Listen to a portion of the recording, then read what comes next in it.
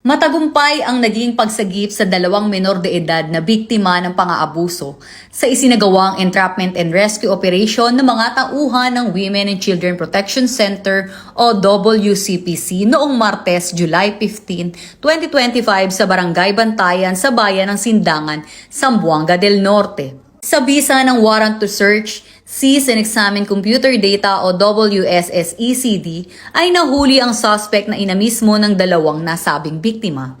Ito ay nagbebenta ng malalaswang larawan at videos online kapalit ng pera. Sa patnubay ni Police Brigadier General Maria Sheila T. Portento, tumatayong hepe ng WCPC, kasama ang mga operatiba ng Mindanao Field Unit nito sa pangunguna ni Police Colonel Mario M. Baqueran Jr., ay agad na nagsagawa ng investigasyon sa naturang impormasyon na nagresulta sa matagumpay na pagkakahuli ng suspect at pagka-rescue ng nasabing mga biktima. Samantala, kasama sa mga nakuhang ebidensya ang mga gadgets na positibong naglalaman ng mga malalaswang larawan at videos ng mga menor de edad na ginagamit sa pagbebenta ng mga ito sa mga foreigner para pagkakitaan. Nasa kustodiya na ngayon ng Sindangan Municipal Police Station ang naturang suspect, habang nasa pangangalaga naman ng MSWDO ang mga nasagip na biktima para mabigyan ng tamang assessment at pagsusuri.